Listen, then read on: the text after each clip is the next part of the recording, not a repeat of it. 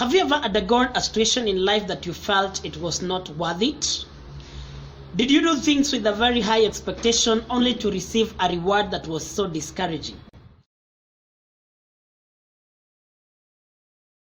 My name is Paul Kimani N W and I welcome you to my YouTube channel. If you're new or maybe you've not subscribed, I kindly request you to do so and to share this video among others.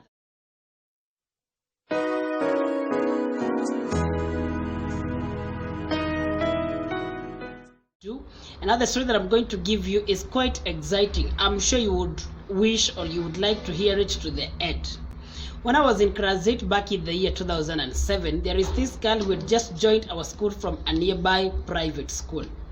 You know, there are people who used to come from private schools who used to see as if they're the ones who come from heaven early in the morning, join the schools and then leave in the evening. She was beautiful. She had all the kind of things that you can look for in a lady. And therefore everybody was trying their best to win the heart of this young lady, but I was lucky enough. Imagine the son of a peasant farmer born and raised on the slopes of the Aberdare Ridges being lucky enough at least to get her into his box. It was not a mean achievement. Now, by the end of first term, it was quite good. And as usual, those days when you hooked up to a person, the next thing that you would do is that you would make sure that they have become your desk mate. So first term was quite interesting for us. Second term was also quite so interesting for us. Up to and until that term, when we were just 2 weeks towards doing the KCPE, I don't know what happened. Now she went home, and the following day, that was after a weekend, on Monday after she came back to school, she was not in the mood to talk. I couldn't force her, neither did I even choose maybe to know why she's not talking. So at around 10 a.m., that was after the wrong break, I decided to go for my textbook that she had. After asking for the textbook, she mischewed me. I know you know how it feels. If you have the experience of letter writing in high school, maybe you're going to connect more with this video because it's going to give, or rather to revive, the memories of those good old days. You can drop a comment on your experience of the letter writing in the section comment below, and I will be glad to read and share also in your comments. After mischewing me, I decided not to concentrate so much on that. And after the 2 weeks we were done with our exams, we went for the short holiday. That was on December. On January, the results were out, and on 4th of February 2008, I joined Jabini Boys High School and she joined Mount Kinangop Girls High School. The schools were not so far apart. Now, in those days of the high school, you used to be seen as if you're not a man enough if girls would come to your school and you're not found speaking to one. It was an activity in our school. And there are these girls that came from their school. I noted that there are some of our classmates, some of our schoolmates were in our compound, and as usual for those days, there was the scrabble and partition for the girls, since they are always the rare commodities we used to have in our school. Of course, we even didn't have them because it was a boys' boarding school.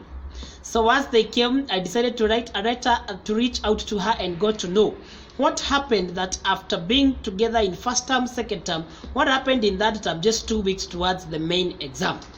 I'm sure now this gets to the best and the most exciting part of this video that you would want to follow to the end. I wrote a very good letter and I packaged it so well, tip tap top 82. I drew that heart that normally have a spear. Then I put it in the envelope that used to have the red and blue stripes. I'm sure most of us would have found that, but of course the Merino kids don't know what I'm speaking about. They know of messages and the rest, and the WhatsApp, meaning. So I handed over the letter to be taken to her to their school. 2 weeks down the line, she made a response. I'm sure you're wondering how quick. There was a CURA in our school, and she handed over the response that came hand in hand. Now the response, instead of first of all getting to my head, it got into my friend's head, and my friend misbehaved. I'm not going to mention his name because of security. But of course he misbehaved because he opened the letter, he read everything to the end before bringing it to me. By the time the letter was getting to me, it had already been read and it had reached out to a number of people. Now the issue is not the letter. The issue was the content of the letter and where it was written. Imagine it had been written on a tissue paper, and the contents in the tissue paper, they were very, very vulgar words. Somebody decided to say that you're as useless as a used tissue paper. It was quite discouraging, devastating, and all kind of words that you can use. I used the very strongest words to condemn that act of a heinous girl. Anyway, that was to the level of her understanding.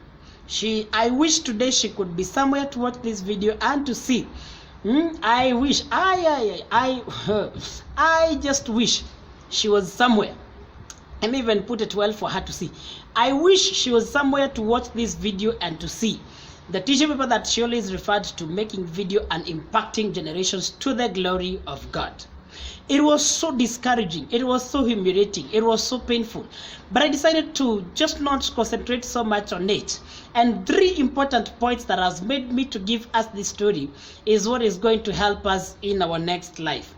Point number 1 that you really need to understand or to put into consideration is that do not let people define you.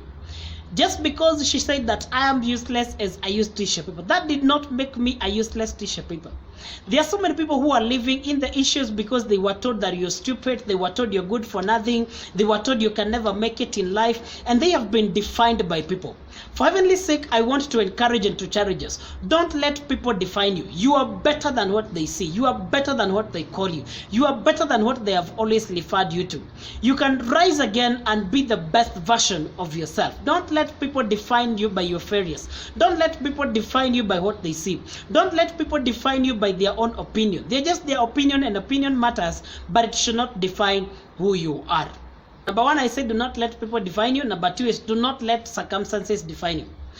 Now, in my small interactions with the students as I was teaching some school, I met this one lady, and the lady was quite angry at her parent. The parent one day found her walking proud with the boy, and the parent called her a prostitute, and she was like, "You mean my own mom can call me a prostitute? Then I'm going to be moving with this boy so that once she called me prostitute, she'll be justified to call me so." And that is how she ended up being a victim of circumstances. Most people today, they have been defined by people, they have been defined by circumstances. For instance, people will tend to bring me down because I am short. And for your information, I'm not short. And if I am proud of it, because short people are never short of ideas. Look at Zacchaeus in the Bible. Now, when people tell me I'm short, I always tell them I'm not short, because I know if today I would go to a nursery school and I would start, they would be wondering, who is this tall guy? Where did he come from? Again, if the tallest person around goes to South Sudan, they will be wondering, where did the short guy come from? So no one is tall, no one is short. It only depends with what you're comparing with. Do not let circumstances define you. Do not let people just define you by the circumstances that you're going through. At times we go through hard times in life, but that doesn't mean the end of it. Just because you made one mistake in life, just because maybe you never met the expectation of people, circumstances should not define you. You're only supposed to change the view. You're only supposed to rise above the circumstances. Number 3 that is quite important and is going to help us is to change your perspective. You really need to change how you see yourself. You really need to change how people look at you. You don't have to look things in the way they are today. Today you may be down, but tomorrow you're going to rise. Today you may be discouraged, but tomorrow you may be the one encouraging people. If you look at number 6 today, if you invert a paper, someone is going to see 9. If you invert the same paper, you read the same paper, somebody is going to see 6. When you look at the situation in which you're going through, what do you see? When you look at that paper that is written, when you look at a letter that is written on a tissue paper, what do you see? When you look at people and they tell you you're good for nothing, what do you yourself choose to see? In this video, I have discussed those 3 important points that I felt I should share with us, and they're going to help us. I said that do not be a victim of circumstances. Do not let be defined by people. Do not let circumstances define you, and change your perspective. If I tell you you're useless, make yourself useful. Don't be defined by what is going, or rather by what you're going to see around. Thank you so much for sticking with me to the end. I really appreciate so much. If you're new or you've not subscribed to this channel, I kindly request you to subscribe, to comment, and to share. Let me know which are some of the experiences that you have gone through.